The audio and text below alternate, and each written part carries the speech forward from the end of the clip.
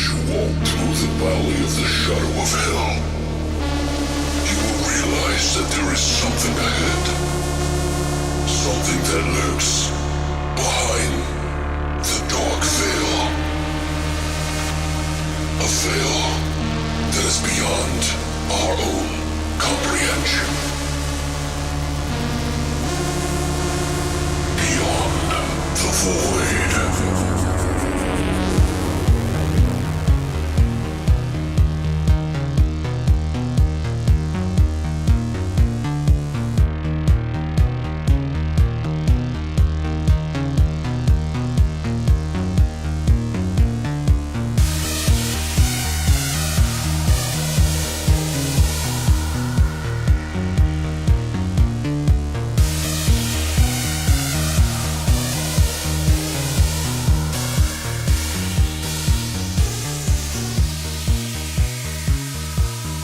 What's up, guys, and welcome back to another fine Thursday morning with BTV. Beyond the Void.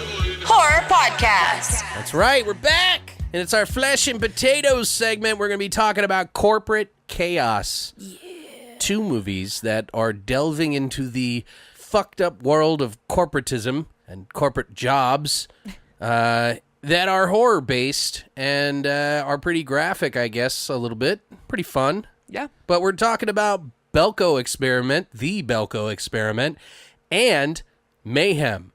I've worked a lot of corporate jobs, and I've had a lot of bad times because I think oftentimes when you work for a corporation of some sort, there are some jobs that will appreciate you for moving up the ladder, et cetera, et cetera. Sometimes moving up the ladder means that you risk losing your job.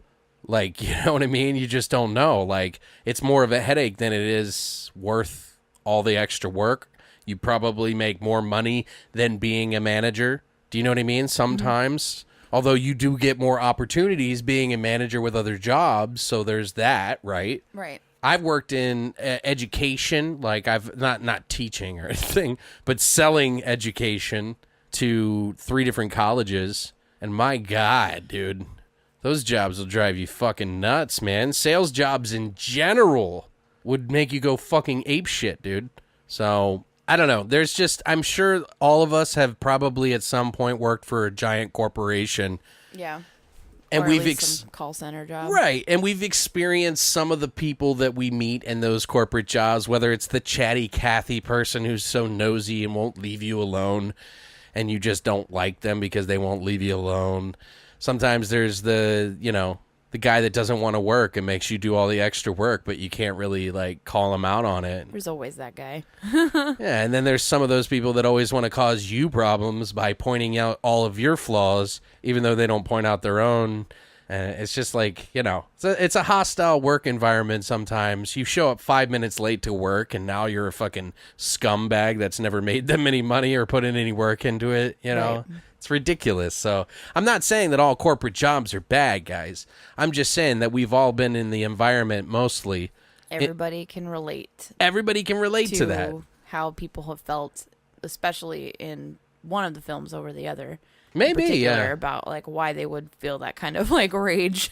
Right, yeah. And we've all been there. You're overworked and overlooked and, yeah, constantly. And I think this, we're in a time right now where it's a really touchy subject, first of all, for people to go crazy in a work environment. It scares people in a way because there is such thing as corporate chaos. Yep. I don't know if that's the legit term, but I've heard it used before. You know what I mean? Not necessarily for a subgenre of horror, corporate chaos, but I think it's pretty apropos, don't you think? Agreed. Yeah, so why don't we just go ahead and just kick off our flesh and potatoes with a little bit of corporate chaos.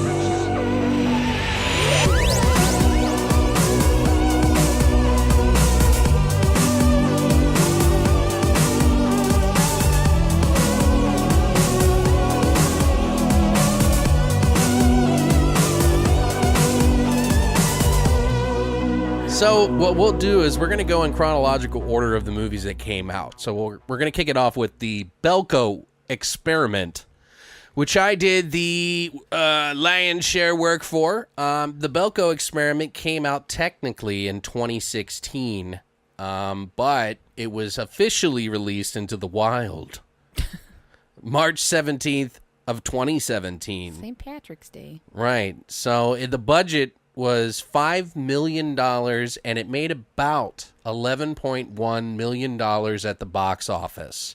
It was projected to gross about $4 million in the opening weekend, and it made about $305,000 from Thursday night previews and $1.5 million on its first day.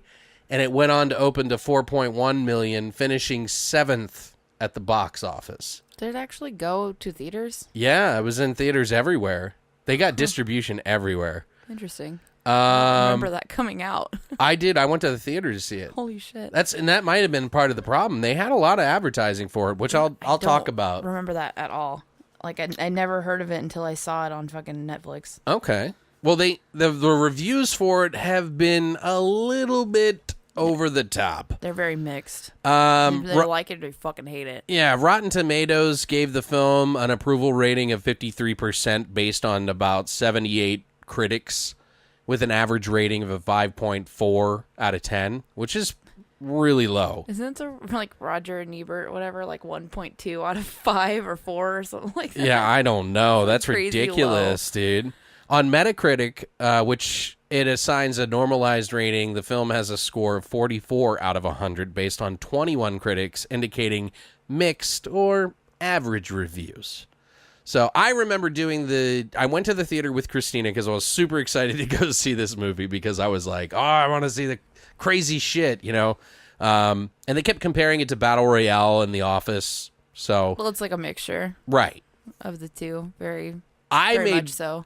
This is around the time that I was like reading reviews of some of the movies that I liked, because I always like to read reviews after I see a movie to see what other people think. No, I agree. I do the same thing. I remember making fun of a lot of the people. I think I put on some like really nice music, like classical music, not like violins and shit. Yeah. Beethoven or whatever, and it was like I was making fun of some of the people because they were like talking about how it was battering images on our eyes.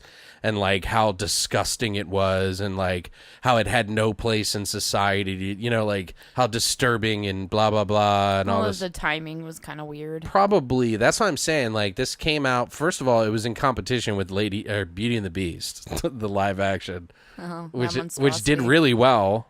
The story for this movie, the Belko Experiment, is: in a twisted social experiment, 80 Americans are locked in their high-rise corporate office in Bogota, Colombia, and ordered by an unknown voice coming from the company's intercom system to participate in a deadly game of kill or be killed. So, it was directed by Greg McLean, who, as most of you probably know, is Wolf Creek 1 and 2 director. He also did 3 episodes of the TV show, which just got a second season, which actually wasn't too bad. It's not bad. I liked it. He's also worked on a new movie called Jungle, and one of my least favorite movies that he did, that I have spoken poorly of time and time again, is The Darkness with Kevin Bacon. I fucking hated that movie. That movie pisses me off. I don't know why. There is a section of hate in my life that is dedicated to that. Specifically reserved for that movie? If you look at the pie chart, it's an awful big slice. That and like The Witch or something. Oh, all right. Yeah, well, a lot of people hate me for that, but I just, I got a lot of hate. I wrote a review giving it like a 5 or 6 out of 10, and people were pissed at me. It's pretty generous. It was written by none other than James Gunn, who has written and directed many films. He actually, one of the first movies that he ever wrote was Tromeo and Juliet, which is pretty good, actually, for a Troma movie. Like, that was a pretty big budget, like, good movie, I thought. He also wrote Terror Firmer, Dawn of the Dead reboot, and he's also written and directed Super with Rainn Wilson. He did Slither. Obviously, Guardians of the Galaxy 1 and 2, which are fucking phenomenal. Big success for him. Congratulations. Also, it stars a shitload of people. Yeah, there's a lot of fucking people in this movie. I will attempt to go through the top 8 or so. So just bear with me, guys. Obviously, you guys probably already know John Gallagher Jr., he plays Mike Milch in the movie. He was in 10 Cloverfield Lane, which I thought he did a phenomenal job in. He was also in Hush and Jonah Hex. Also stars Tony Goldwyn, who was Barry Norris, who was the COO of the company, that the government agency or whatever that they worked for. He was in the movie Ghost. He was the slimy dirtbag best friend who tried to screw dude's wife or whatever. I love that fucking movie. He's on the TV show Scandal as the president of the United States. He looks like a slimy motherfucker too. He kind of is. He's the Last House on the Left. He was in that movie, the remake. Oh yeah. Yep, that was actually not a bad movie. He was in the movie The Sixth Day with Arnold Schwarzenegger. He's also the voice of Tarzan animated movie and video games. And, of course, Jason Lives, Part 6. Suck it. That one's I love Jason Lives. That's one of my favorite ones. Yeah. Also stars Adria Arjona. She plays Leandra Flores. She's technically Mike's girlfriend, or they're together, whatever. She was in the show Emerald City. She's also in watch that. The new Pacific Rim Uprising that's coming out. Yeah. She's kind of a newer actor, so she hasn't done a lot. I'm excited for that. I really liked Pacific Rim, so I did like Pacific Rim, but this one looks like bubblegum. I don't care. It doesn't look right. It should be directed by Well, I mean, I care, but Guillermo del Toro. Agreed. John C. McGinley, one of my favorites of the whole entire cast. Yes. He is Wendell Dukes. He is in Scrubs, Point Break, Seven, Stand Against Evil, Identity, Office Space, and many, many others. Yeah. He's like, it's that one guy. Yeah. He's one of those. Yeah, well, he was great in Scrubs. I didn't watch the show, but a lot of people loved him on that in particular. And I think that's what sparked his... Yeah. Oh, he was just sarcastic and a fucking crazy guy. It's fantastic. Also, it stars Melonia Diaz. She plays Danny, a.k.a. the newbie. She was in Be Kind, Rewind. She's also going to be in The Purge, The Island, by the way, which apparently they have another sequel coming out. Yeah, probably not going to be that great, but... Be Kind, Rewind is ridiculous, by the way. Yes. And she was also in Ghost Team, which was a silly kind of comedy ghost movie about a bunch of kids. Lords of Dogtown as well. Yeah, I love that movie. That's where I recognize her from, I think. Yeah, she was really young in those Be Kind, movies. Rewind. She was definitely young in those movies. Owain Yeoman, who is Terry Winter. He's the guy that has the family, and they were like talking about petting the bats and shit with his family, talking to Mike. He was in the movie Troy, Generation Kill, Chrome Skull, Laid to Rest 2, and American Sniper. Also stars James Gunn, brother, Sean Gunn. He plays Marty, the water-drinking guy. Don't drink the water. He was in Guardians of the Galaxy movies, Tromeo and Juliet, The Gilmore Girls TV show for 7 years. He's another one of those. It's that one guy. Yeah, Like, he was you also... don't know his name, but... He was even in the reboot in 2016 of Gilmore Girls. I liked him in Gilmore Girls. I never watched it, so I have no clue. I did. He was also in Super and a weird little indie flick called The Hive, which is not too bad. I own it on digital. Also, it stars The Walking Dead star Michael Rooker, who was in the first couple of seasons of The Walking Dead. Yes. He was Bud, the building superintendent, and he was not only in The Walking Dead, but Guardians of the Galaxy 1 and 2, Slither, Henry, Portrait of a Serial Killer. One of my favorite movies ever. Yeah, which is creepy as fuck. Such a good fucking movie. There's a ton of other actors, and I don't want to get into all of them, so I will just leave it at that. There are many other faces in that crowd. One guy that was from the show called The Missing, which was actually a pretty decent show on Netflix. The first season was good. The second season got weird. But what are your thoughts on this movie, Brittany? It's your first time seeing it, right? Yeah, it was my first time seeing it. So lay into it. I enjoyed it. It's really fast, obviously. Fast. You thought it was fast-paced? Ish. Well, a lot of the death scenes are, because they have to be, because you're trying to kill off like 80 people in like an hour and 20 minutes or however long the runtime is in the movie, but then also make it make sense. I don't know, it made me sad. Like, to be honest, it made me really sad. That's why, like, I didn't have fun watching this movie at all. Like, it has its moments where they have like some like bits and pieces of like, you know, they try to do the like comedic relief kind of moments. Sure. To break it up. Right. And those moments are really good. They are really good. It's well written, but I didn't enjoy watching it necessarily. Like, I mean, it's not fair to say I didn't enjoy watching it because it is a decent movie. I felt more depressed at the end than anything.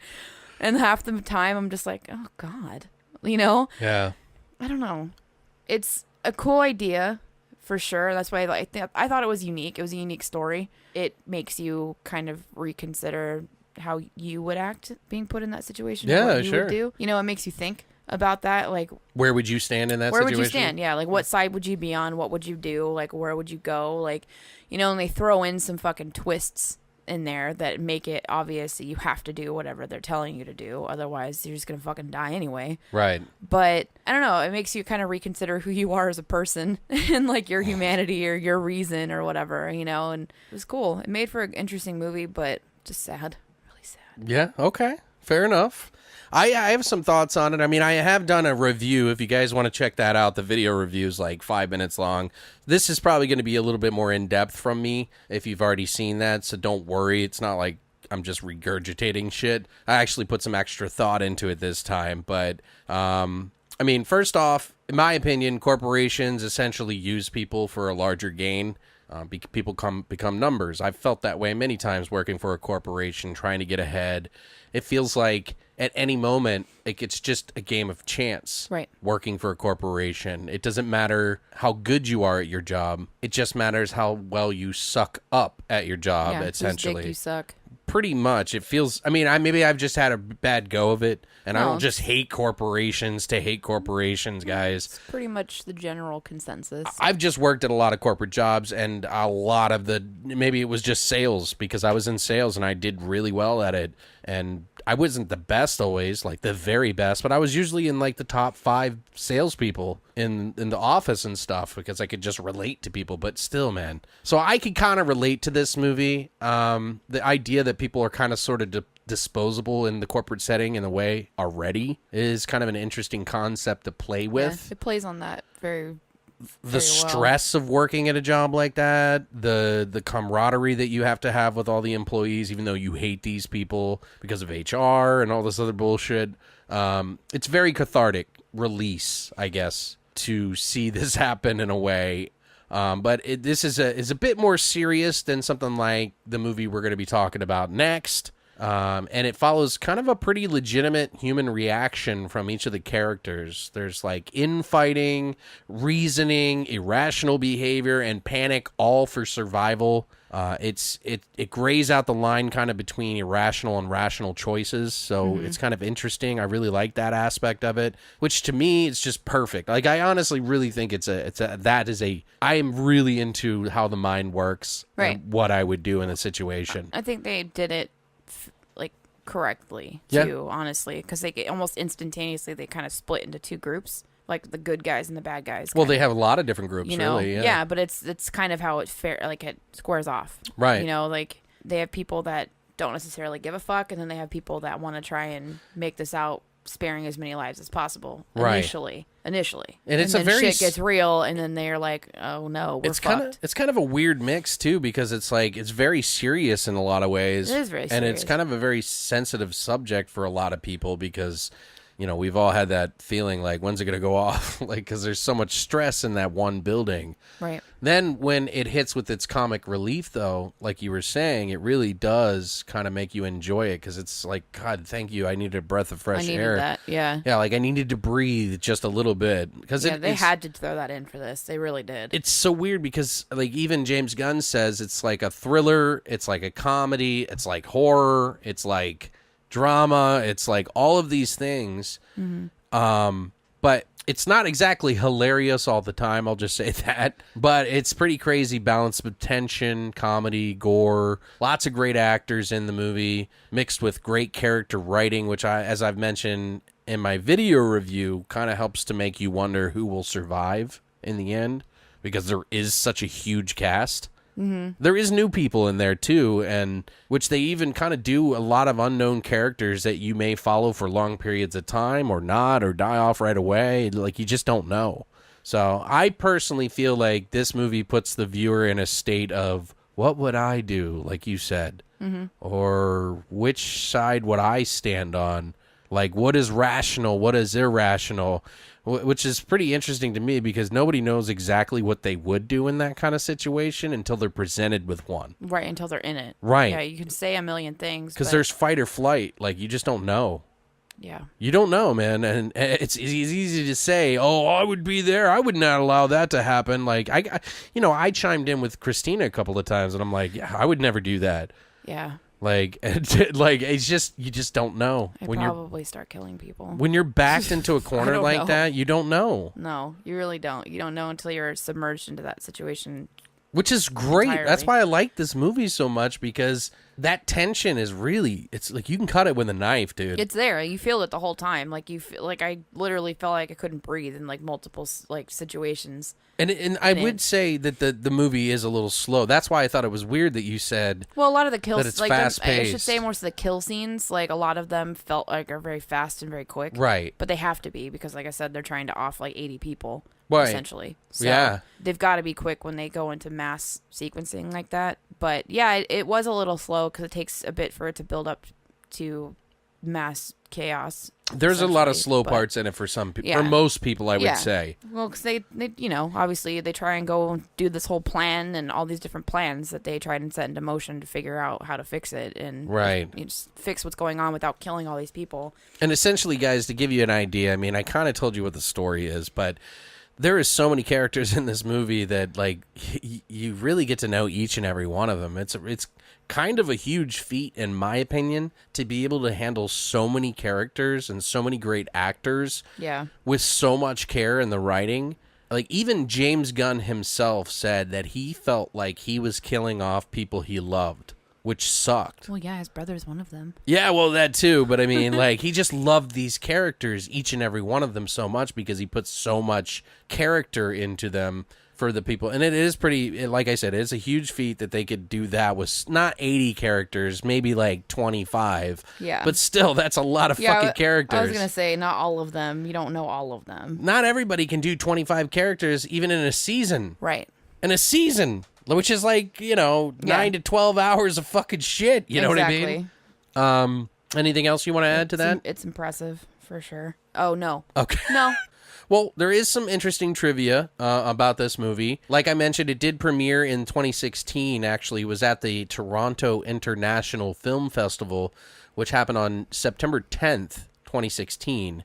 And shortly after, Blumhouse, Tilt, and Orion Pictures decided to acquire the U.S. distribution rights to the film, and they set it for that March 17th release date in 2017. Neat. So the same people that are buying Anna and the Apocalypse. Yay. James Gunn, essentially, when he wrote this, he had a dream about the trailer of this movie.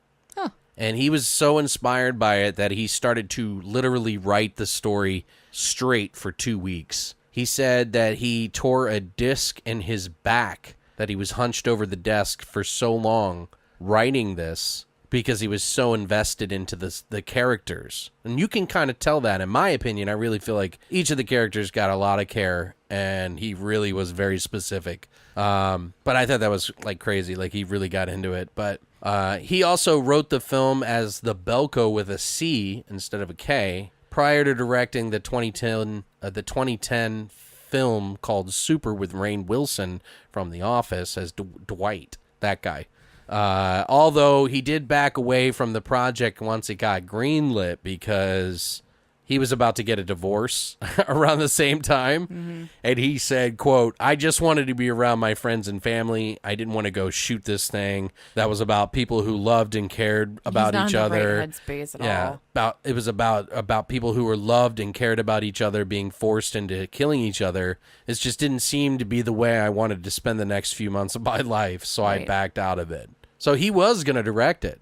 Maybe he dodged a bullet. Mm-hmm. I think this movie is going to be a cult classic. Eventually, yeah. I think people will start to go, "Oh, you remember that movie?" And then it'll eventually grow. Yeah. Because look at how many movies that have bombed in the theater and then became like...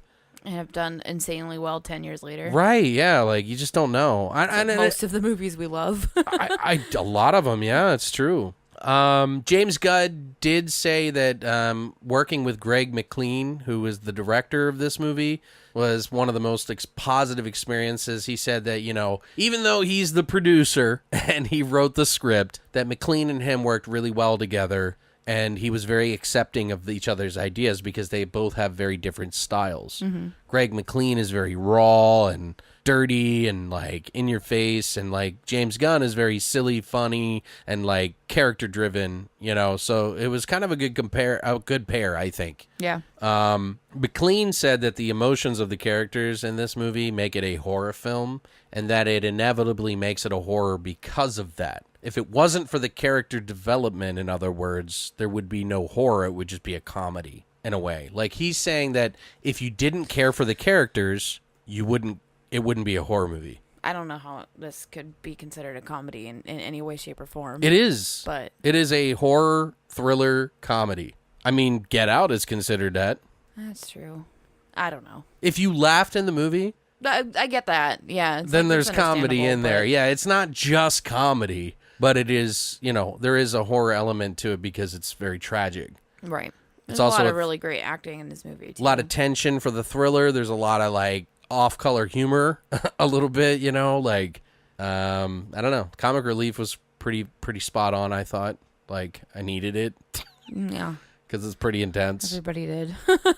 I don't know if you remember when this movie came out because you said you didn't really see anything about it. I knew nothing about it. They had a lot of really creative advertising for this movie, including the claymation guy, Lee Hardcastle, who's done a lot of shorts and, like, I think it was the ABCs of Death and, like, other stuff. But he's done other commercials for, like, I think he did this movie where it was, like, a guy was sticking videotape cassettes inside his body and he was, like, becoming the characters, like RoboCop and shit. He's a really talented claymation artist, which is pretty much a lost craft at this point for the most part.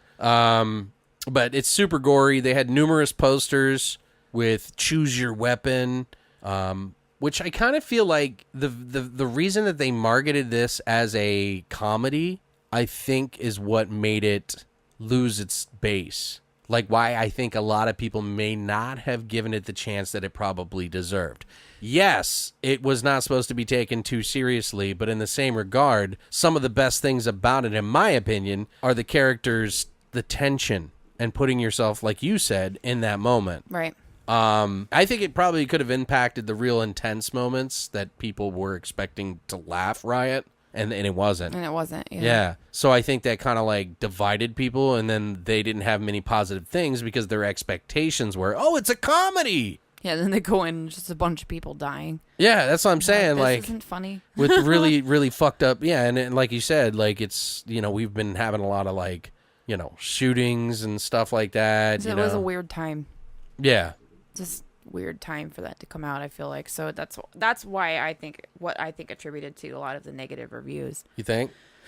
Was this just in the time that it came out and the social climate that we were in that moment, people don't find it entertaining to go and watch. It's not humorous. 80 people kill each other. Yeah. So I can definitely see and understand why people didn't like this movie or didn't. Which is so weird because fair to it. Because when there's turmoil politically or disasters or things like that, horror seems to thrive. Right, and that's I don't know. I think a lot of people were just unfair to this movie and their judgments. I mean, it made me really sad and depressed, but I was like, it was still good. Yeah. It was still entertaining, like, throughout, and a lot of the work on it is fantastic. The acting is phenomenal. Like, the characters are really good. Right, yeah, there's, like, a big cast in this. Yeah, there's a huge cast, and they do a really good job, and even a lot of, like, the side, like, sub-characters that don't have major roles are fantastic. Yeah. And, I don't know, I think it was just, it played to a lot of elements that a lot of people don't agree with, like the whole, kind of Auschwitz-style, like, lining people up and that was pretty intense. I hated that scene. Like that was I don't want to say, but it's one of my favorites in the fact that it created this insanely amazing tension, and they do this a lot in a lot of like horror genres, or like not even a horror genre, like historical type like movies or TV shows or whatever. They use that kind of element frequently, so that's why I also felt that it was a little harsh to be so like angry with this movie for doing that, because they do this all the time. Okay. in a lot of things, but I don't know. Like, the tension that it created was very organic and it was really natural. And they did a great job. That's a good thing. It is a good thing. No, I agree. I think it's a good thing. Like, was it in a little bit of poor taste? Sure. But and that's where a lot of the best acting, and that's what horror is all about. That's where a lot of the best acting and stuff came from, though, for me. So that's why I really actually like, even though it was fucked up, I actually liked that scene. Right. So, well, did you know that they actually tried to promote a video game for this? Oh God. It was called Belko Experiment, Escape Room in VR, released for virtual reality. Oh God, no. Right? I kind of feel like maybe they... I mean, I'd play it, but like, I'll be honest. I know, but like, I didn't even know that. I would totally. I kind of want to look but that up now and see someone play it. I can. Did they do it? Yeah, no, they didn't. It came out. Like, it's I a think thing. so. Like, That's what it. I can play this game. I vaguely remember something like that, but I don't know. It's. Oh no. I know. So I think that they kind of missed the mark on people, but if you figure, like, first of all, Greg McLean is Wolf Creek. If you guys have seen Wolf Creek 1 and 2, then you pretty much know what to expect from this motherfucker. Mm-hmm. Like, I don't know why anybody would expect anything else. Yeah. And then secondly, you got James Gunn, who's like the silly guy, you know, who writes like good characters and is really good at writing characters. So in a way, he created these lovable things and then killed them off in fucked up ways, you know what I mean? Yeah. So I don't know. I think they kind of missed their mark for a lot of the like viewers, but I really think that if you guys should give it a chance. Now, do you have any particular favorite scenes? I actually had like a kind of funny little factoid. Oh, I didn't know you had any. Go ahead. I just had like, you talked about mostly all the stuff that I was gonna mention, but. Mm-hmm. Obviously, when you're filming a kind of movie like this and you're working with so many actors and actresses and you're kind of in this like confined space, you have the natural conversation of, if you were actually put into this situation, who would you kill? Or who would you kill first? Right. Essentially. And the unanimous decision amongst everybody on the cast of this film was that they would kill Michael Rooker. What? That's what I said. I'm like, why? I love him. Like, I don't know if he was an asshole to everybody or what, but that was the unanimous choice. He was the nicest guy. That's why I'm like, what the fuck? Like, unanimous. Everybody said they'd kill him first. And it's because of The Walking Dead. Probably. Yeah. And I think it's because he's a badass that can take care of his fucking own self, and he will come after you in the end. So I can see, like, why that would be. I would kill the slimy ass motherfucker. Maybe, yeah, first, so they were, like, trying to make it like a. That's so weird. It is weird. I thought the same thing. I'm all, what the fuck? Like, when I remember hearing something about that, too. In one of the interviews with James. When they were trying to pump out the movie. Yeah. Yeah. Well, one of the interviews that I watched with James, actually, is when he's like, he talks about it. I think I saw that, yeah. Up. Why would you kill him? I'd kill that slimy ass looking motherfucker first. But they're like, no, it's because you're a badass, though. And he's like, you're all right, cool. I mean, I'm assuming that's why. Like, they didn't go into detail of why everybody fucking said Michael Rooker. Right. And I'm like, what the hell? Like, I'd join forces with that guy. Are you kidding me? Yeah, dude, how he dies, too.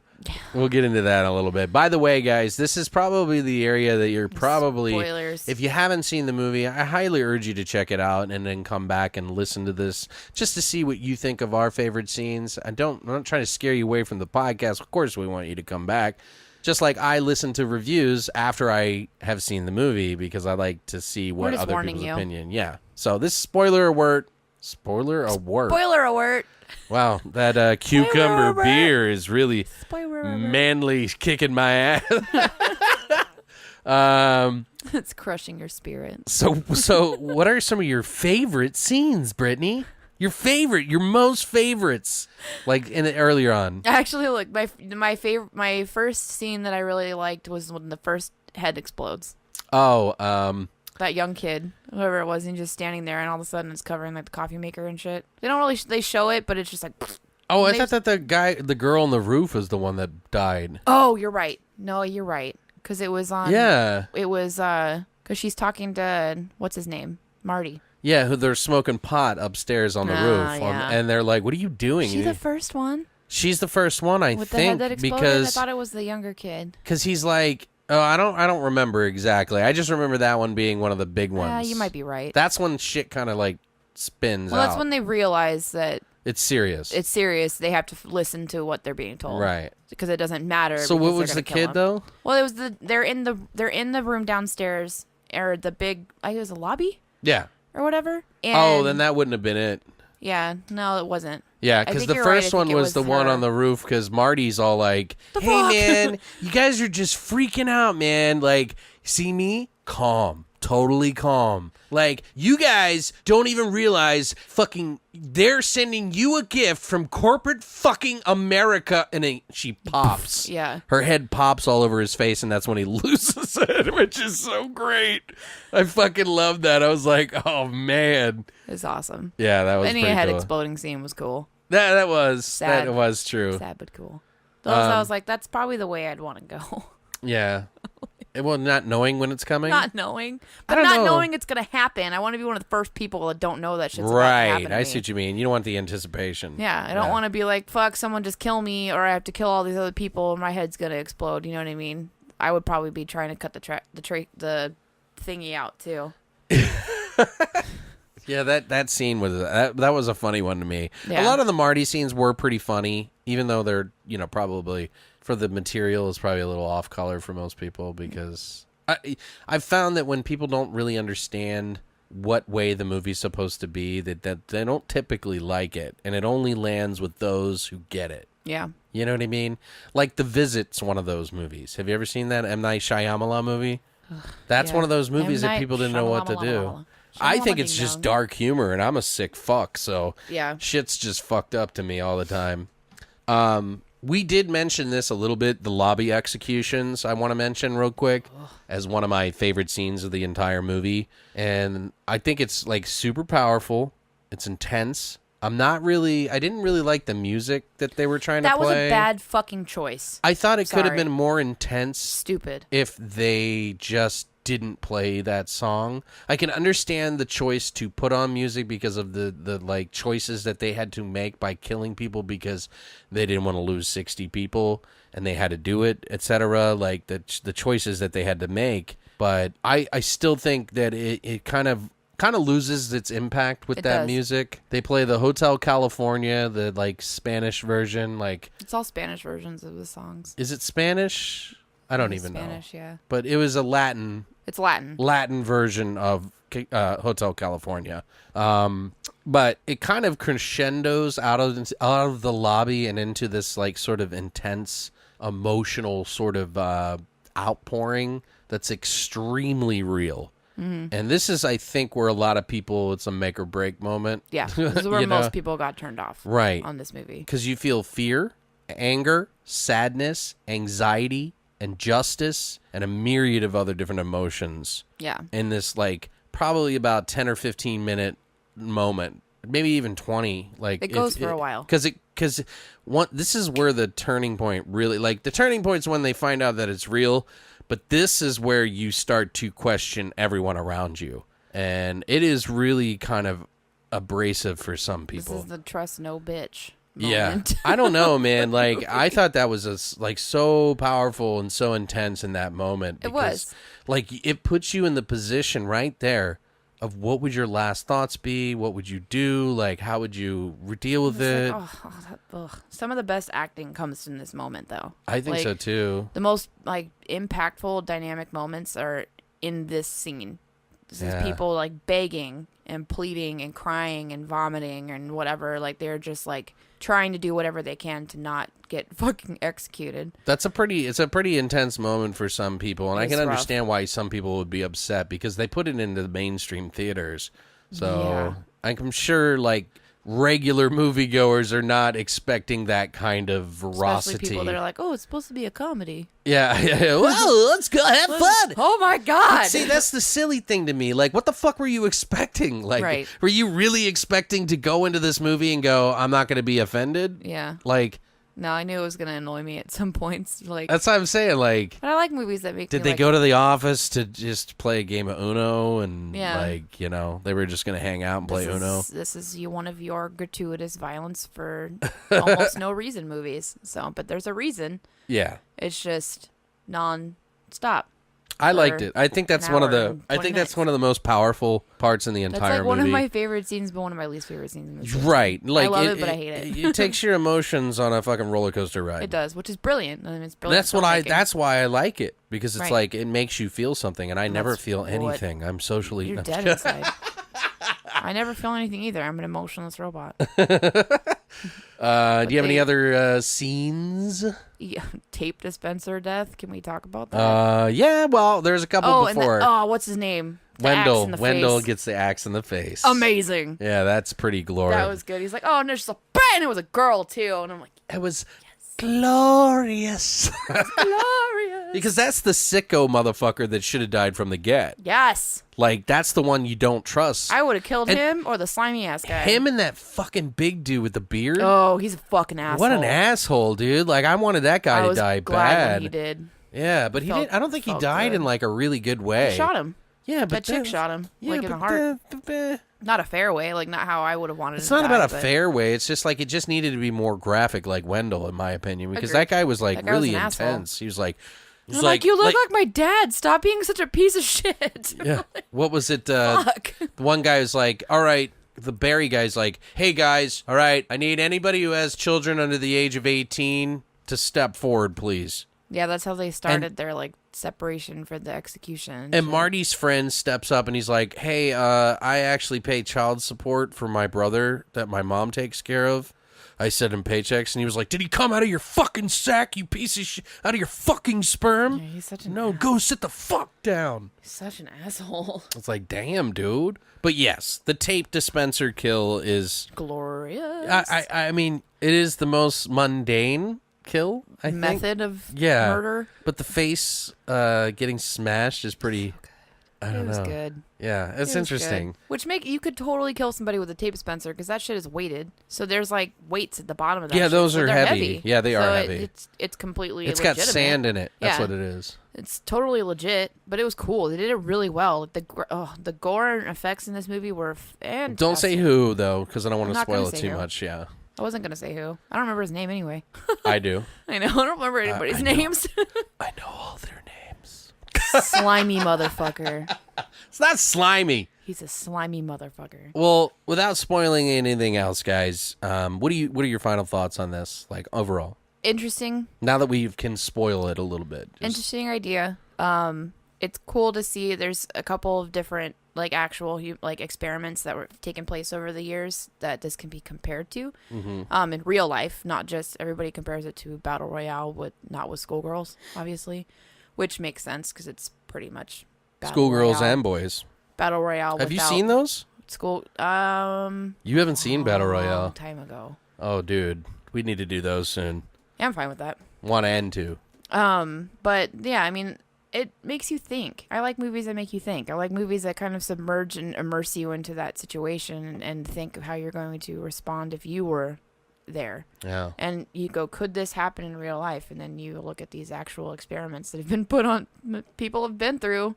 And it could actually fucking happen if they really wanted to make it happen. Maybe not in that kind of an extreme, but fair enough. In some form. So I really like this movie. I think it gets a bad rap. I think it could be considered slow to some people, like I mentioned. After multiple watches, for me, I've watched it 3 times now since it came out.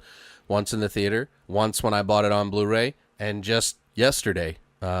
Yeah, watching it for me. And I think the 3rd time was like the solidifier. Like the 2nd time I watched it, I was kind of in and out a little bit. It didn't hit me the same, but when I watched it the 3rd time, I was really invested and I really liked it. I think if you've ever worked at a corporate job, or if you have ever wondered weird dark shit, this is probably a good movie for you. If you have a dark sense of humor, might be okay for you too, although it is a little distasteful for a lot of people. So if you're a little highly sensitive to that kind of subject matter, might not be for you. But I think the characters are so strong, it is pretty sad to see a lot of them go, just like James Gunn said about his own characters. So, but I think it's worth watching and a better film than it ever gets credit. So it's up to you guys. Yep. I think I personally enjoy it a lot, and I've watched it 3 times this year.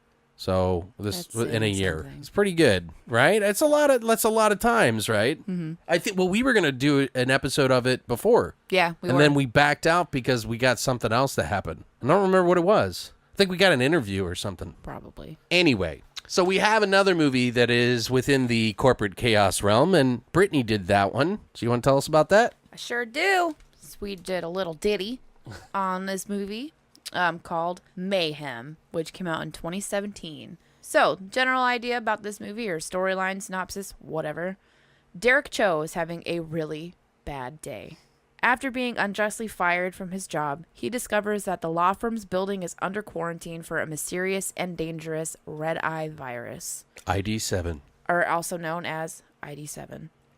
Chaos erupts throughout the office as the victims of the disease begin acting out their wildest impulses. Joining forces with a former client who has a grudge of her own, Derek savagely fights tooth and nail to get to the executives on the top floor to settle the score. Dun, dun, dun. This film was directed by Joe Lynch, who is probably mostly well known for Wrong Turn 2, Knights of Badassdom, excellent name for a movie, and Everly. It was also written by Matthias Caruso, who did mostly all shorts. This was his first major full-length feature film that he wrote. But some of the shorts he's done are Forgotten, Side Effects, and Numbers. It stars none other than Steven Yeun, who plays Derek Cho, who you all better know him as Glen from The Walking Dead. Right. He's also in Okja, that also came out in 2017 on Netflix. Yeah. And he's in Troll Hunters. It also stars Samara Weaving, who plays Melanie Cross, who also was in another Netflix horror movie that came out in 2017 called The Babysitter. She's also in another TV show called Smilf, and she's in a couple episodes of Ash vs. the Evil Dead. It also stars Steve Brand, who plays the boss, who was in the TV series Hellsing. He was also in Hellraiser Revelations and in the TV series for Teen Wolf. Also stars Dallas Roberts, who played the Reaper, who was one of my favorite actors, actually. Yeah, he was pretty good. He reminds me of someone from, like, what's it, The Kids in the Hall or something. Yeah. He just looks like one of them. I know him mostly for his role in Law & Order SVU, because it's one of my favorite shows ever. Okay. But he played Yates, and he's a fucking psychopath, and if any of you out there watch that show, you'll know who I'm fucking talking about, because he's one of the worst fuckers in there. Villains. Yeah. Like well, villainous that's probably characters. why they picked him for this movie. He's fantastic. Yeah. He typically plays that kind of character. He's also in My Friend Dahmer. Oh, which I've heard amazing things about. Me too. And he's in several episodes of The Walking Dead as well, and another movie called The Grey. Last but not least, it also stars Caroline Chitzy, who is the Siren, who was in Aeon Flux. She's in this season 2 of the Shannara Chronicles, and she was also in Everly, which is how she got hooked up with Joe Lynch. Okay. Yeah. Well, there's a fun tidbit. There's a couple of connections to both of these movies, by the way, that I wanted to point out. Pointed out. First of all, Joe Lynch he's also an actor. Mm-hmm. And he's acted in quite a few different things, like Holliston. He acted in that show. He was also in a movie called Terror Firmer, which was written by James Gunn, who did the Belko Experiment. So there's a connection there, right? We also have Michael Rooker from the Belko Experiment, who was in The Walking Dead, and Steven Yeun, who was also in The Walking Dead. Yep. And Dallas also is in The Walking Dead. Was he? Which one? What's his name? Dallas Roberts. He plays the Reaper. He was in like 7 episodes of The Walking Dead. I don't remember him. I don't remember him either. His name was like Milo or some shit like that. Oh, he probably got killed off early on or something. He was in quite a few episodes, but yeah, I don't remember him being in it either. But it could have been a season I didn't watch. Maybe, yeah, that's weird. I mean, he did Mouse seem knows familiar. who I'm talking about, but I don't know. I know him from SVU, and I don't care. Like, he's Yates. He's horrible. Anyway, what were your thoughts on this movie? Well, it's another entry into the I hate my corporate job cathartic release movie genre of corporate chaos. I think the movie's fun. It's stylish. It's well written. It flows like Fight Club. It's a way faster pace than something like Belko Experiment. It's bam, bam, Yeah, bam. it's like really stylish in that sense. It's like I said, it's like Fight Club, only the club is an office, and the insanely well acted and written characters fight in glorious bouts of like a combination of brutal comedy and I don't know, gore and wordplay. Because it's like the way they talk to each other, it is like a battle, like how they talk. Mm-hmm. So, and it's very corporatized, like how people would talk to one another to kind of, in a way, be super nice, but also kind of a dick, sometimes curt. They're facetious. Right, yeah, like it's like the way that they did that I thought was really good. Steven Yeun, who loves Dave Matthews, by the way. And Samara Weaving, who loves... Who Joe had to, like, hunt down to be able to get fucking rights for them to talk about it for the movie, too, which is hilarious. But Steven Yeun, his character, Derek, loves Dave Matthews, and Samara Weaving, who loves... I love this... post-punk and metal. She names off DRI, Dirty Rotten Imbeciles, which is, like, something I used to listen to as a kid. Everyone listened to DRI as a kid. And like metal, she's like into metal, but they're goddamn great together. They have a lot of inside jokes. The camaraderie's really good. Honestly, the whole cast is pretty fucking goddamn dynamic together. Yeah. From start to finish, all the characters perform and act like really, really well together. Like I liked all the characters in it. It is a little bit of a different brood of acting. Like I'm not going to say that it's bad acting. It's just a different style. Yeah. That they were going for the overall tone for this movie. It's not serious. Right. At all. It's similar to the Belko Experiment, but it's way different in vibe. So, well, like the overall tone of this movie is more fun, and the director and the crew quite literally nail it with that vibe that's like fun, and it's okay to laugh at. It's a little bit more like some of the characters are kind of sadistic. It's got a little bit of they're not, I wouldn't say more sadistic than Belko necessarily, but just they're more like caricatures of, or like the characteristics of these characters are done in a way that each character possesses like some sort of character trait. You know what I mean? Where it's almost like kind of like a wrestler would be in a wrestling ring that's drenched in blood and corporate papers everywhere and Xerox machines and fun. I don't know. That's what I think of it. They're like polar opposite movies for me. Like I didn't have fun at all watching the Belko Experiment. Like good movie, but I didn't enjoy myself. I can understand that.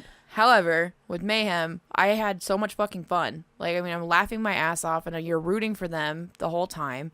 But they do a really fantastic job at you build a rapport with the characters, with like every character, because they make them relatable. Okay. So to me, each character that they introduce, you've met that person, you've worked with that person, like you understand why they have that kind of relationship. I can say the same about the Belko. You can do that with Belko too, but I felt like there's too many people involved on that one, so you can't get as familiar. Right. Because they can't focus on as many people. Whereas, it's a little more jovial in this one. Yeah, this one's a little bit more. It's fucked up and sadistic, and they do some fucked up things. It is fucked up and sadistic, but it's put you in a zone that you're not uncomfortable you're laughing. Not upset about it. Yeah, you know what I mean. Like there's no point, even when like one of the coolest characters like dies like instantly in the beginning, and you're just like you're not even sad about it. Like I was a little sad about it, but I was like, oh my god. What are they going to do to fix this? Like, how's he going to resolve it? You know, like you're interested on how it keeps going. Well, and part of that I think has to do with the fact that comfort zone is also because the point that they keep making in the entire movie is that while there was a case of this outbreak of this ID7 that attacked some people, and then this guy killed somebody, but he wasn't held accountable because the drug or the virus made him do it. It wasn't his fault. Mm-hmm. So there is this sense of, you know, well, there's a precedent already in place, right? That doesn't make you want to like feel bad for it because they're uncontrollable anyway, right? So it's not a matter of are you a good person or a bad person. It's like, well, these are just all bad people because they can't help it, right? Although you kind of start to feel like they still have a little bit of that control. They're enjoying every bit of it. Yeah, they still have a little bit of control. Yeah. Basically, guys, the idea here is it's this virus that attaches itself and attacks your id, pretty much. So any like crazy impulses that you have that you can't control, or anything that's like repressed, any like repressed emotions, whether it be anger or lust or happiness or whatever, like that's what it attaches. Yeah, you don't have onto. that filter or buffer. There's no filter anymore. Like, so a lot of people, it just takes a couple of drinks and then they have no filter anymore. It's like that times 1,000. Right. So that's pretty much the idea behind the virus. People fuck, people kill, people laugh uncontrollably. Yeah. Like, there's just a myriad of different, whatever you're feeling. Whatever it is, it's the most repressed emotion that's in your body. Like, and some people are just, as they show with the 9 specifically, like they are pretty much emotionless robots because they all are the same. Right. There's nothing about them really that changes. The only one that does is the boss because he's a fucking coke fiend. So he's doing copious amounts of fucking cocaine the entire time. And it reminds me of Jack Nicholson in The Departed. Yeah. I definitely feel like this movie is it's a way different vibe and style. It's a blast. It's a lot of fun. It's kind of like, hey, I'm just gonna go on this ride real quick at the Disneyland or Disney World. It's not. I mean, it's great. It's fun, but it still tells a good story, and you build a good rapport with the characters. And the two of them together are really good. Samara Weaving and Steven Yeun. Yeah. She's just fucking hot. First of all, like, sorry, she's hot. Yeah. Well, she's a pretty hot. She's a big star right now. You know, have you so, heard her she's talk? A great actress. Yeah, her voice is adorable. Yeah, she's like Australian or something. Hotter. I don't want to be wrong because she could be Kiwi, and then I always get into trouble because I have friends from Australia and New Zealand who get pissed at me when I can't determine the difference. Accents the accent made her like a million times hotter to me. She was already hot, and then you give her an accent. And I'm like, why? So unfair with your big giant blue doll eyes, you bitch. Wow. But I hate and love you at the same time. I hate fucker. She's gonna be big. She's already is. She's like a hot new talent. Yeah. And she's good. She really sells her acting. She does. She's not just a pair of tits that's good looking. And she actually can act. I think this is a make it or break it thing for Steven Yeun because, you know, you've been invested in him for so many seasons of The Walking Dead. A lot of actors couldn't go into another acting role. I'm not saying that they're not good actors enough to do it. I'm saying that that people envision you as a certain thing. Everyone sees him as Glen. Right. And he really did a good job in this, and I was like really worried about that because I was like, well, he was phenomenal. It's like watching, you know, fucking Tom Green try to do a serious role. Well, it's any comedic actor trying to do a serious role. Well, like, I don't know. One of the biggest reasons why people shit on 1 hour photo so much is because they can't fucking separate it. They can't separate that fucking comedic role for Robin Williams and then look at him in 1 hour photo, which is one of my favorite movies, right? By the way. Well, it's kind of so fucking creepy. And no, yeah, that part where he's sitting on the toilet. She walks in or whatever. It was like, but yeah, so I mean, I totally get it. What's his name? Fucking Jim Carrey doing shit like that. He's a he had to fight his way to try to do that, and you know, say what you will about him now, but you know, he went a completely different direction. I thought he did good on both sides. Yeah, people get pigeonholed. That's exactly what it is. Exactly. They get pigeonholed, and a lot of people were worried. I mean, obviously he can do fucking serious roles. Right. That's obviously what he's done. But then he did comedy. But then he came out and did 2 fucking movies. There's some fucking really funny scenes in this movie too that made me laugh. He's phenomenal. Like he is so good. She's fantastic. Like they have this perfect relationship. They play so well off of each other, which is one of the things that I enjoyed so much about it, is because they're believable. Right. So I don't know. Like this was very serious type movie, but I don't think so. I don't think it was serious at all. Well, the idea, if you look at it just on paper, like without taking into account like the comedic elements or whatever, if you just look at the general basis of the story on paper, it's more of a serious kind of story essentially. But they took it in this like lighthearted route and made it really fun. So that's like, I don't know. You don't take it necessarily. You don't really take it seriously. Okay. So I feel like it's like where the Belko Experiment, you get comedy sprinkled in. This is like predominantly comedy mixed in with a couple of serious moments. So it's like the exact polar opposite completely of the same story almost. Exactly. Like the same environmental thing. This is the very serious thing that could actually happen in a way. Right. And this is how people would really respond to this lighthearted, fun this most likely would never actually happen. No, but it's just cathartic in the sense it's a breath of fresh air. It's a little bit comparison. easier for it to be a cathartic experience for the viewer because there's no real accountability for feeling like a douchebag or feeling bad because the tone, they can't control it. Yeah, they can't control it, so it is different. But is there some cool trivia that you found on this? Or? Yeah, a little bit. So they actually shot this movie in Serbia.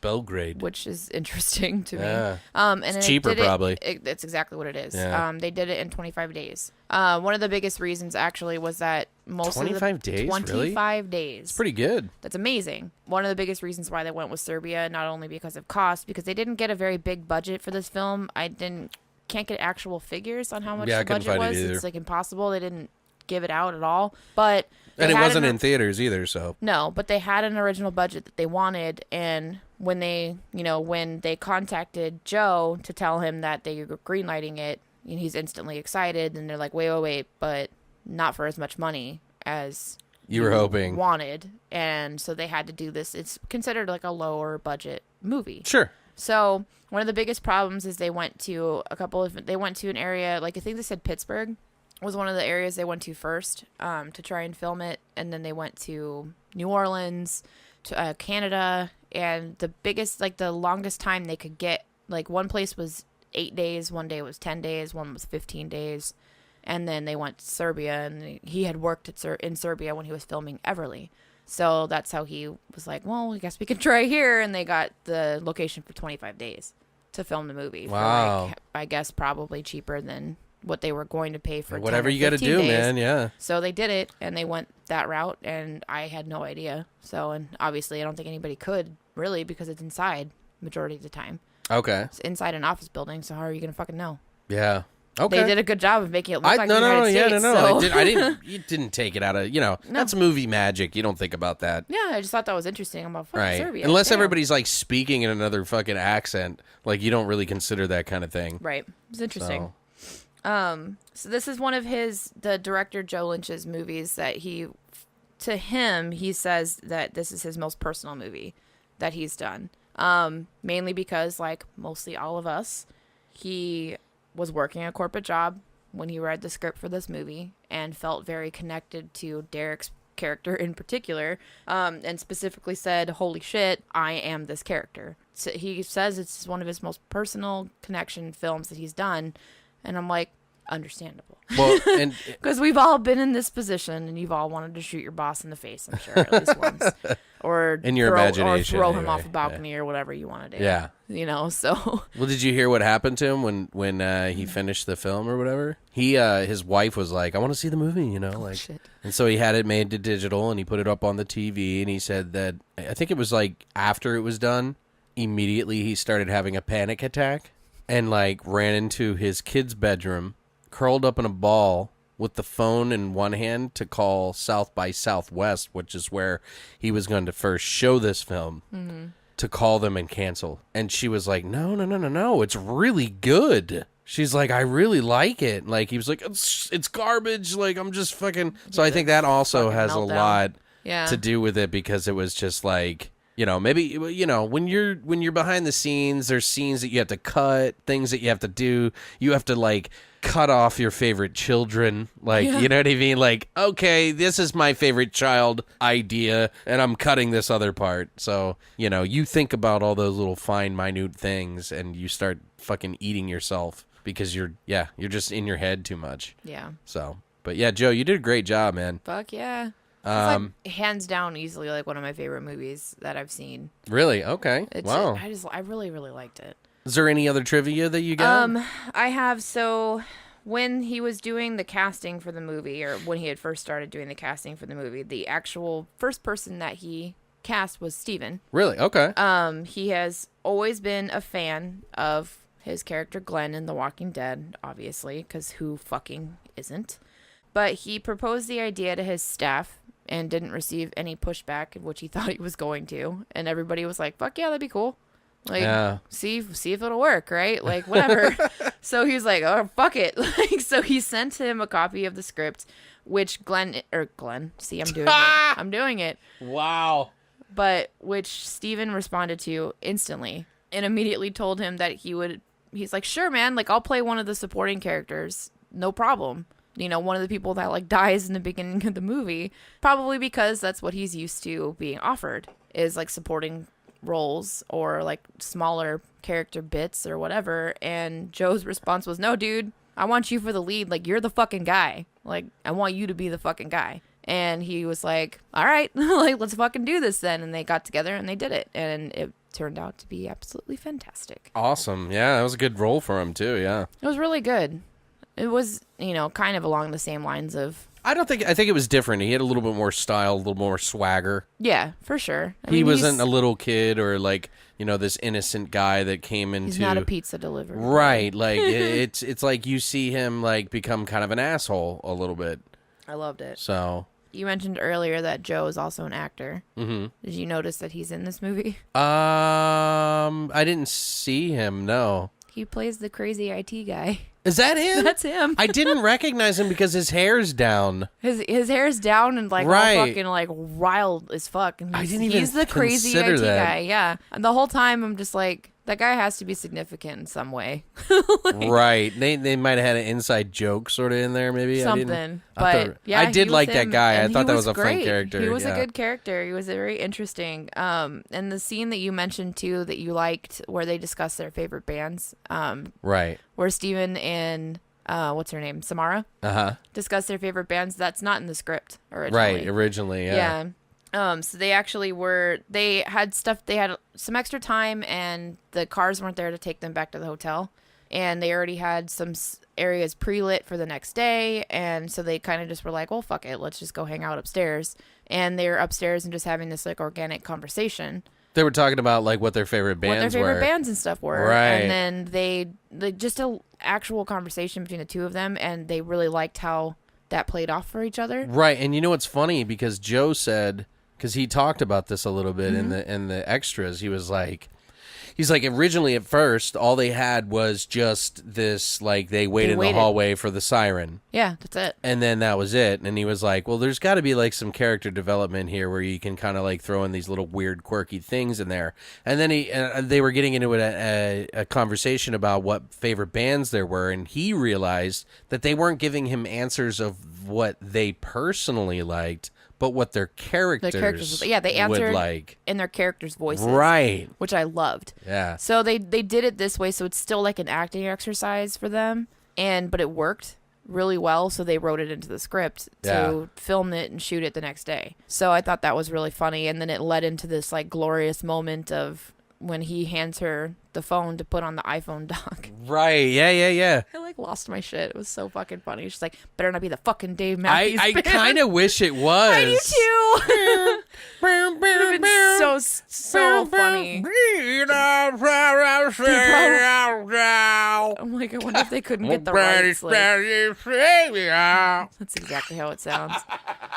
Like, I wonder if they her reaction is kind of how mine would be. Oh, me too. But you know what's the funny thing is that that's an actual real argument that people have about Dave Matthews. Oh, absolutely. That's like a legit, like, I've heard that from just about everyone. Everything he says. You have not seen them live, so you can't say that. Yeah. Like, everything he says is legit. Like, I hear that his live shows are really the biggest. Yeah, me too. We've of all it. heard that because that's every Dave Matthews fan's argument. Right. That was just a good moment, though. It was so Yeah, funny. I thought it was a little I fun think everybody thing. just says they don't like the Dave Matthews Band to be fucking cool by saying they don't like them. Right.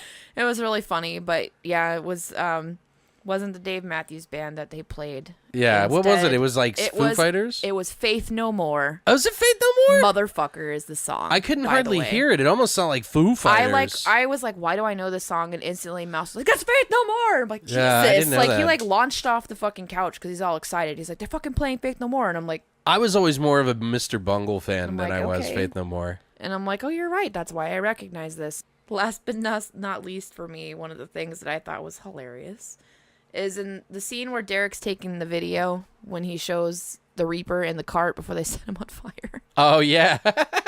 There's a couple having sex in the background. On Right, a I desk. saw that. Yeah, that's pretty And distracting. They are actually having sex in that scene What? because they're an actual couple. They really were? They're actually fucking. Because I kept looking and I was like, I'm like, that "God, looks real." That looks like... They said that, though? Oh, yeah. It's in the trivia. But you know who probably went and put it there? The people that were fucking. I mean that's dedication, but like it's awesome. I just wonder how many times they had to do it. Who cares? And good on him, I guess. Yeah, right? Jesus I'm like, all Christ. right. Well, I was like, well, I mean, it did look very realistic to me. So It did me too, but I was just like, I'm thinking to myself, like I've seen porns where that looked more fake. Steve also said that he loved working with Lynch, that him and Samara would go to Joe Lynch's apartment and they would watch Tarantino films. Awesome. Like on their time off, and it was like this like group of friends, so they had like a really good experience. But there was a real life bad experience apparently that Steven Yeun did have with corporate America, because he wrote a blog about his work, and I'm sure that he's talking and referring to the MySpace days. Oh, I'm sure, probably. Do you know what I mean? Because that was a big part of MySpace, is people wrote blogs. MySpace or LiveJournal. Yeah, that too. Like, apparently they found his blog, though, and he was like, I didn't write, like, really terrible things about it, but they didn't really like it. And so, I don't know if he got fired, but he said he felt bad about it a little bit, so he was talking shit on his job. The paintings that they used in the movie, which I thought was a nice touch, were painted by Nikola Markovic. And like you mentioned, they were in Serbia, right? Well, the people in the office at the top floor in the penthouse, 7 of those people, other than the main guy, the main boss, and that older lady, were all Serbian actors. They were the top Serbian actors in Serbia. Sweet. Who were playing the regular roles. Joe Lynch said, I knew that that there was a little bit of disdain for them not using their full potential, but they did a really good job in what I wanted them to do. They just weren't written into the part, and we had shown up and we needed extras. So awesome. But I thought they did a good job. So yeah, all I had to do was make a throat cutty motion and sit there, pretty much. Right. Yeah. That's pretty much it. Just look serious. This is where we're getting a little bit into the spoilery territory. But the 2 girls at the very end were both Serbian models. Joe said that one of them didn't speak English. Yeah, the Champagne Girls, which was such a ridiculous scene, by the way. We won't get into it yet. Totally over the top. Yeah, Christina was like, "Oh my god." Yeah, that's one that I could totally have done without, to be honest. I thought it was, but it led into something good. So. But it's playing on the tropes. Yeah, it's fine. We'll get into that in a little bit. I didn't hate it by any means. That was one I could have been like, meh, I could live without this. So should we get into our favorite scenes? Yep, you go first. Steven Yeun, the Derek Cho character, gets attacked in the lobby, and one of my this whole like thing of like everything that happens in this moment is so great because one, his buddy Yeun, who is like this Zen master to him because he's like the most cool, calm, collected, and smart guy who's been in the business for a long period of time, and he considers like a good friend. And Steven goes down into the lobby, and some guy tries to attack him, so he beats the shit out of him. And then he's like, and the Ewan's like, what the fuck are you doing? Calm down. Like, he's like, I don't know. He's like, he attacked me, and I leapt, and I just fucking did it. I kicked his fucking ass. And then he turns around and punches some random dude. So great. Bah! And like, oh my God. And then Ewan's like, Jesus. He's like, calm down. He's like, fuck, man. He's like, fuck this place. This mess is a blessing in disguise. Trust me. You don't want to end up like me. Derek's like, what are you talking about? You have everything figured out. And Ewan's like, no, Derek. This is the meditation and this incense. It's all bullshit. You think I like the taste of kale? Come on, I'm fucking dead inside. Dead inside. My whole life is bullshit. Yeah. I fucking love that. That's so great. That was fantastic. It's kind of like a middle finger to the fucking corporate industry. And that was like the fun thing about it was that was like his repressed feelings. Sure, right. Coming out. So that's him just being honest about his life finally. Like that was his that was it for him. That was his yeah, exactly. That's so cool. It was crazy. I liked his character. I did too, and it was so sad. Yeah, it really did suck. Made me mad, but at the same time I didn't I'm want like, him to die ready? either. Seriously? Like I was like all fucking ready. Like it was like he was the first one. I did not want him to die. Me either. He was awesome. I wish he would have like teamed up. But he was glorious. Like right. I was so mad. But then it makes sense because it helps to build Derek's fucking rage. Right. Yeah, So it totally does. It totally makes sense to the story. It does. But I did like his character. I wish it wasn't so early. Right. Like I wanted it to be later on. Like, but it was like within the first like 15 minutes of the movie. And then he's dead. I'm like, no. What the hell? Yeah. And then everybody's like, "Aw." And by the way, we're spoiling shit now, guys. Just again, I just want to make sure because we're talking about deaths and shit. So, but no, I know, it made me so sad. What about you? What is some? What's a moment that you like? I love when they break into the little maintenance shed thing or whatever it is, where they get all their tools, and she discovers the fucking nail gun. Yeah. Excellent, because that's what I would have picked up.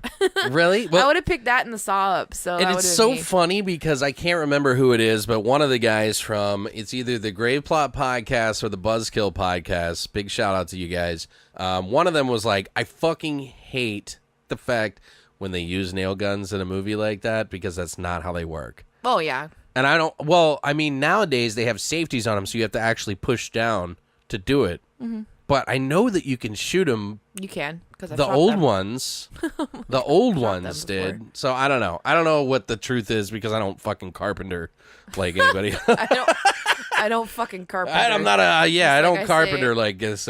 I don't math in public. You don't carpenter. Yeah, I don't carpenter. But I like that scene. But then when they kill the Reaper is pretty great. Oh, that's what you were getting to. I'm sorry. That's what I was. I didn't mean to cut you off. That's okay. But I love when they kill him.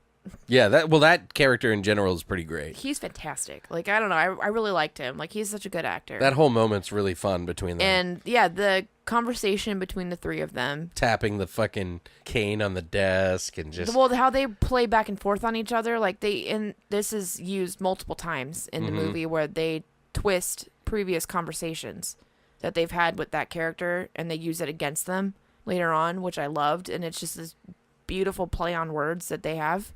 And it makes it a million times more entertaining, honestly. Don't they like set him on fire and then she's like... That's later. They send a video to the They set him on fire in the video, yeah. Yeah. And they're filming this video and then you see that couple fucking in the background. Yeah. And then you see you soon, fuckers. Yeah, and you see this guy in a fucking grocery cart. Like, how the fuck... Oh, no, it was a mail cart. It was a mail cart. Yeah, it was... That's the guy. Cart. That's the Reaper. No, I know. Yeah, it's him. okay. But you see him... But to them, they don't know instantly. They don't know right away who it is. But you just see a guy in the background with his fucking guts, like, hanging into this cart. And then all of a sudden, they set him on fire. Yeah. And everybody around's like, yeah! They're all cheering. And then, like, before they kill him, like, they're fighting. And he's, like, on top of the girl. And he's, like, choking her. Is he choking her with the cane? Or his hands? But I don't think he was choking. I think he was trying to hit her with the cane or something, or stab her with something. Steven stuck to the table because the guy stabbed him with scissors. And he's like, extreme measures. Extreme measures. Extreme measures. But there's people standing in the doorway and they all have money in their hands. Right, betting. And they're betting. Yeah. It's fucking ridiculous. But then she grabs the saw thing and then she just like boop, like eviscerates grinds him up his chest and throat. It's pretty great. Yeah. And all the blood squirting all over her and shit. Even though it looked kind of fake, it was still really cool. One of my favorite moments, like that's shortly after that, is when they go to talk to the siren, the chick who plays the siren. And she's like the devil's whisper, like that, like in your ear. Like she's somehow able to like manipulate fucking upper management so that everybody underneath her gets fucked and she doesn't get in trouble. She's the reason he got fired. Right. She has a therapist call from the CDC in the middle of this fight that they're about to have on level 8 with her. And she's got the like level 3 card, so they need to get it from her. But the therapist asked how he feels. She was like, "Hey, Derek, how's it going? How you feeling today? How do you feel?" And Derek's like, "I feel like destroying mass objects and fucking murdering and fucking letting loose and all this shit." And he's like, "I feel great, Mark." I feel great. I love that. Tell you, I feel great. I feel great, Mark.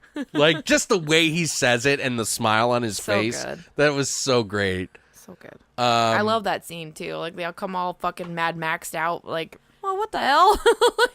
like around the corner, and they're like got the fucking war paint on and shit, and the girl's skirt's all ripped up to like her fucking, I don't know, hoo-ha or whatever. And like they're all just like, they're seriously like Mad Maxed out. Except for it's really bad Mad Max, and too. I'm like, what the fuck? One of them's got like "kill" written on his shirt, it's and the like other drugstore Mad Max. Yeah, I was trying to read bad. what was on the girl's shirt or her. I don't know. It was pretty ridiculous. Like, yeah, that's stupid shit. But I didn't even care because it was like it was hilarious, and I love the fact that they just look so stupid. Yeah, I'm like, this is fine. They just don't even care, This though. is fine. Yeah. Yeah, they don't care. They don't care how gonna ridiculous they are. There are no inhibitions. No one cares. Yeah, they're not here for style. I fucking loved it. And I love Meg. That stupid bitch. She was fucking great. Which one's that? Her assistant, Meg. Oh, yeah, that was pretty funny.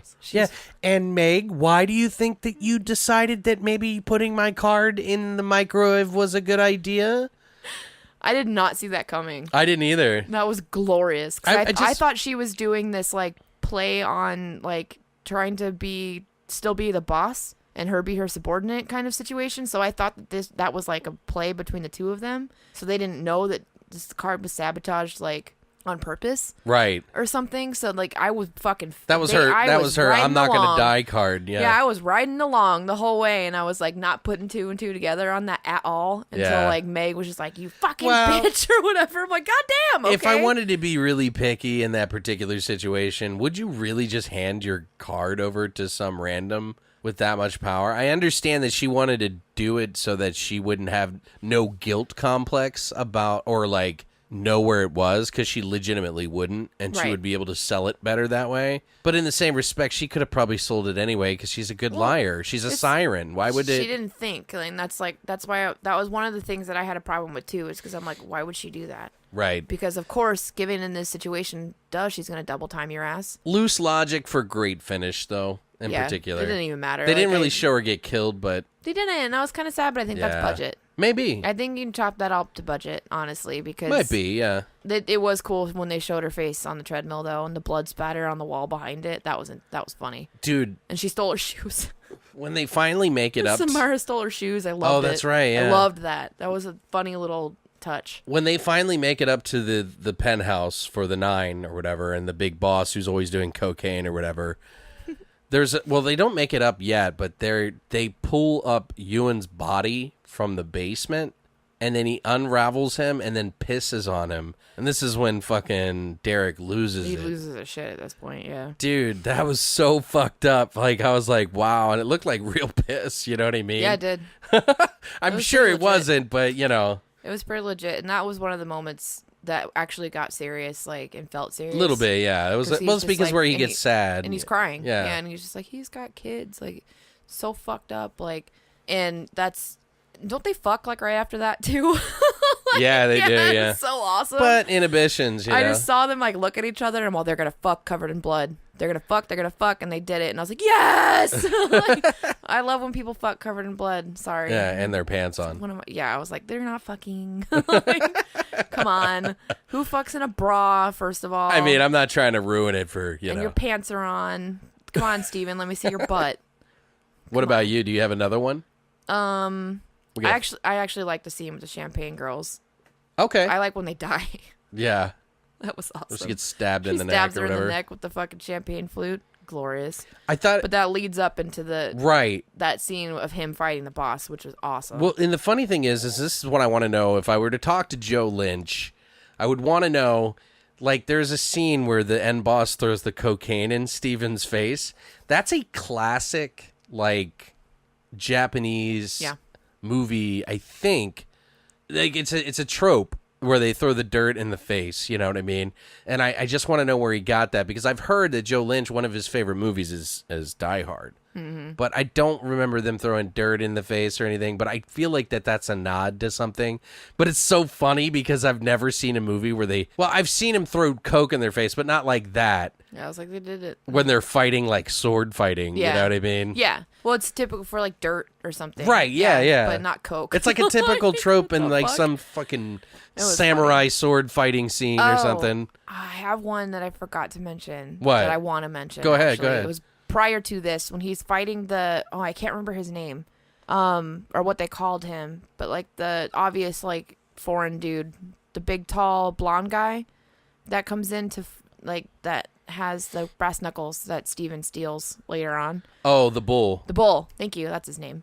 But the last fight scene between the two of them, and he, stabs takes him. the mace out. Well, because he shoots off the gun, so there's no bullets left in the gun. It's like, that's for pussies. Right, and he puts the brass knuckles back on, and then he's on top of him, and then he takes the mace out to try and spray him in the face, and then he ends up opening his mouth and letting him spray the mace into his mouth. Right. And then he spits it into his fucking eyes. Yeah. Amazing. Yeah, that made me go, oh, I went, God. ow, ow. Can you imagine if you put that in your mouth? And you would be choking, and he really did a good job of running to the water. He sold that shit, and I love that. What happened after that when he goes down to the water and he's trying to drink it out of the thing, and then he's just like, "Fuck it," and takes his little screwdriver and stabs the fucking water cooler and just drinks it, and I'm like, "Oh my God!" Wait, he spits it out. It was really, he really did. Steven really sold that. It was so good. Yeah, he did. That was smart. That whole scene was really smart. Because you would be choking. Oh yeah, you would not be able to breathe. No, he couldn't, and he sold that he couldn't. He made it really real. Yeah, I think so too. The whole time I'm just grasping my fucking throat, ow, oh no, ouch. Well, before we pick our winner, by the way, I don't want to fucking go into the winner yet, but let's talk about our final thoughts, and then we'll compare, and then we'll pick our winner. So, what are your thoughts, on this one? No, I loved it overall. Yeah. It's like I said, it's one of my favorite movies that I've watched, especially in recent years. Right. It was awesome from start to finish. It's a fucking blast. Yeah. It's really fucking funny. It's good pace. It's very smart. It has a lot of cool kill scenes and some good gore elements in it too. Characters are good. The characters are very, very good. You can actually build relationships with each character, and you can understand why he reacts the way he does to certain characters, and it's like a root for the underdog kind of moment, and he's very believable in his role. Okay. Is what I really liked about it. So, and he got to play somebody a little bit different than what he usually does, and he sold it, and he did a really, really good job. I think it's fair to say that if you were somewhat interested in the Belko Experiment, that this would be a natural choice to watch. I agree. I think it's, like I said before, it's kind of like Fight Club meets Belko Experiment. Stylish. They did a lot with a low budget. Lower budget. Yeah. I don't know. I think that would be a perfect mix for you. And even if you don't like the Belko Experiment, I think this is a good movie on its own that you could watch and still enjoy. So, I don't know. I really like this one a whole lot. I like them both really a whole lot. I really do. I liked them for different reasons. Yeah, exactly. It's like one of your kids is kind of scary and sad, and the other one's kind of happy and fun. Yeah. You know what I mean? I don't want to abandon either one of them just because one of them's a little bit too real. But I'll probably or one's a little too funny, too silly. Yeah. Probably spend more time with my happy, fun kid. Yeah, you think? I don't know. Just abandon the other one? No, just I'm not kick going to it? abandon them. Kick it downstairs. You just don't care about just one kid. You're just fuck it, go fend for yourself, you piece of shit. Fuck off. Get a job. Well, I'm 4. I personally, I think, it's really hard for me to pick. I was talking to some of the guys over at Movies, Films, and Flicks, FLIX. If you want to check them out, they're actually doing an episode of the same thing next week as us. They haven't recorded theirs yet. Weird. And I pointed it out, and we were both discussing how hard it was going to be to pick a winner for us. I was like, it's really tough. They're different, but, I don't know. I hope I don't pull the, both of them are winners, It's, not difficult for me at all. It is for me because, one, I do like a really good thriller. Right. One aspect is that the Belko Experiment is a mix mash of a lot of different emotions. It's got its funny parts. It almost has an identity crisis a little bit with it because it is serious, and it is there is some really intense moments in that movie. I think if you really sit and watch it, I feel like if you dedicate some real time to it, it is really good acting. The characters, there's a lot of really great actors in it. Yep. And some of the scenes are really tragic and fucked up and make you question reality.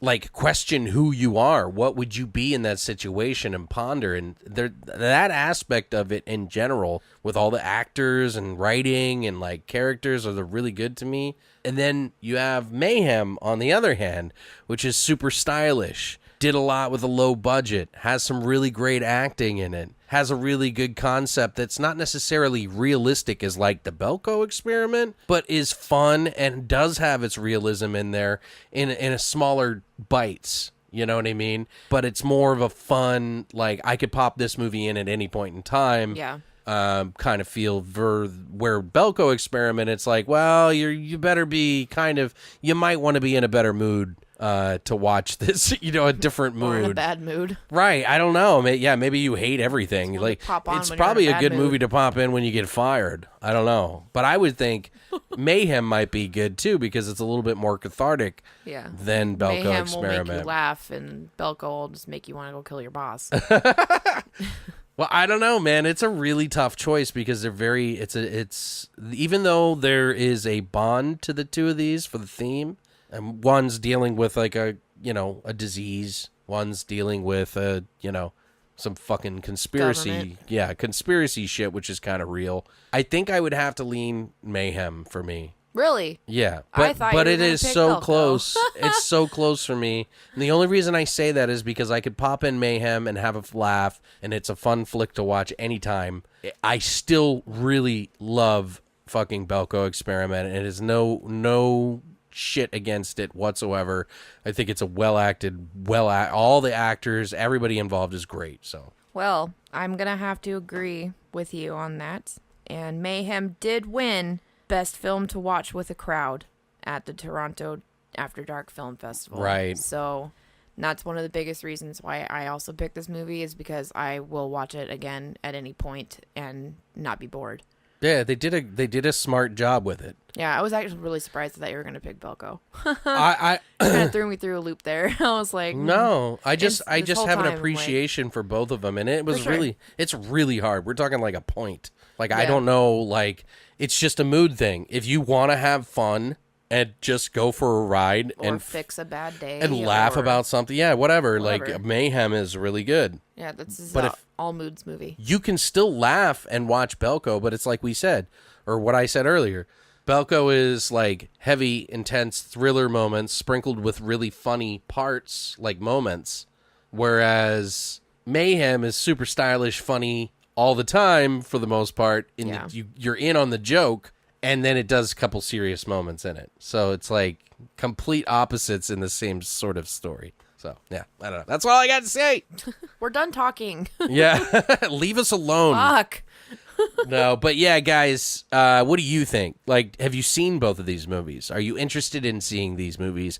If you've never seen one or the other or both, would you watch these? Tell us what you think. I would love to hear what you think is the better one in any of our comment sections that we have it on. You can even write a comment on the actual episode link. Now, there is one thing that we got to do before we leave. Weren't we supposed to answer a question? Yes, and that's what I was going to bring up next. So the movies, films, and flicks guys were saying that they have they were going to be doing the same exact movies that we were. And I wrote them and I was like, holy shit. I was like, that's awesome. I was like, great minds, hashtag great minds, and I'm not sure if they took it the right way at first. They seemed nice about it. I'm just saying, like, it could be taken two different ways through text. It's the internet. So, yeah. So I was a little worried, but they were really cool about it. And I was like, no, I'm really excited. I'm glad that you are. I'm kind of interested to see what you think. And they asked us to ask them a question about those two movies for them that we would ask them. And so I said, which main protagonist is the smarter protagonist to survive this situation, and why? That was the first thing that popped off in my head. And I told them that if they would answer it, I would answer it, and we would just, give each other a shout out. So what do you think? Who do you think is the smarter protagonist? What's his name? Was it Mike? Mike Milch? The main dude from Belko. You think? Yeah. Why do you think he's the smarter one? Because he's not making his decisions irrationally because of a virus that's making him make them. But that could be seen as a weakness too. He's of his right mind. Okay. And he survived to the end. happenstance in a way. In a way. Because he didn't really kill people. Well, yeah, he played it the smartest, honestly. Like, if you watch it. And it's true, because he didn't have to kill any. No, he didn't have to get blood on his hands. Not till the end. Right. You know, so he pretty much played it the fucking smartest, and I would try and follow him as much as I could. Like, if I was put in that situation. So, well, he almost got killed if it wasn't for that alarm system going off or the lights going. Yeah, like he would have been dead. It was the chick that saved his ass, right? I think so. Yeah, she caused the power outage or whatever, and she ended up dying. So it's like, yeah, I know. So you really think he's the one? Yeah, I do. Just based on the fact that he is of his right mind. I mean, that's he survived a way harsher situation too. True. I think that, like, I don't think he wasn't trying to lure people in some certain way. That was literally his nature. And because of, like, everything that happened, survival came out, even though he was trying to suppress it no matter what. Yeah. And his emotions, his calmness, his demeanor and everything went down or went away. You know what I mean? Like, he couldn't fight it anymore. Yeah. Survival would find a way. To me, he's just smarter because he has control over what he's doing, so he's not going to make a lot of crazy rash decisions. Well, he doesn't have as much blood on his hand, and he only killed the one guy that was trying to kill him, right? Pretty much. Did he kill anybody? I don't think he killed anybody. Not that I remember. Well, the soldiers and the voice at the end, but... Yes. But he'd already been turned at that point. Fuck. Like... Steven Yeun was a little reckless. He was a badass. He would make a lot of stupid decisions because he can't control what he's doing. He's just acting how he wants to in that moment. He's not thinking long-term about anything. Well, he was more spearhead. Like, I'm going to take on this situation because I have no inhibitions. Right. So he could have risked a lot while the other guy was being a little bit more careful. Yeah. But, that's what I think. But in the same regards, I don't think he was being that careful because I'm just putting this out there. Mike Milch shot the fucking tank, and she was like, "You do realize you just put those guys on your bad side," and then they go to shoot him, so he could have died. Yeah, he does stupid shit too. See what I'm saying? Like, he kind of does more stupid shit, but in the same regard, it's more of a happenstance thing that he ended up winning. Yeah. Whereas Steven Yeun, even though he had no inhibitions, he had nothing to prevent him from stopping him, I guess. Yeah, it's kind of like hard. He was kind of a force to be reckoned with. It's kind of hard to make a choice on that, honestly. Duck your head and keep quiet, or go straight for the jugular. What's the best way? Well, they always say kill him with kindness. You think? Okay. In the long run, it's for the long game. That's a really tough one for me too. I think you're more at risk either way. Like, you could be considered weak, and so people won't see you as a threat as Mike Milch. Right. But in the same regard, if you're Derek Cho, you are putting your big target on your back. Mm-hmm. So you better be able to own up to it. So yeah, maybe the smarter choice would be to duck and cover, I guess, and be passive aggressive. I just think Mike's the smarter one, but okay, I kind of agree with you, but it is a tough choice. It's a hard decision, or it's a hard choice between the two, and because of what happens to them. A lot of different factors that go into it. Yeah. So the situations are different. So I think you need to be Derek Cho in the end. For sure. But up until that point, point, out as Mike. Yeah, if he would have started out as Derek Cho, would he have lasted as long? No, his ass would have been dead. Right, he would have put a target on his back. So you're probably right. I'd have to give it to his ass to would Mike been Milch fucking dead instantly. from the Belko Experiment. Yep. So at least we have one winner on each side for that. But yeah, Mayhem, guys, we definitely. I think it's a way more stylish, fun movie. I hope that is fun, and thank you guys so much for listening this week. Definitely give a look at Movies, Films, and Flicks. You can check them out at moviesfilmsandflicks.com for all of their stuff. I'm going to be listening to them too, so it might be cool to just hear someone else's opinion. So thank you guys so much for coming by this week. If you get a chance and you haven't listened to the Monday's episode, we had a really interesting grave plots about people popping. Yeah, that we made up a movie. Pop. It's pretty fun. I thought it was fun. But give that a check and some of the news and stuff. And we'll be back on Monday with a brand new episode for Monday and Thursday. So thanks again for stopping by, guys. Stay weird, monsters.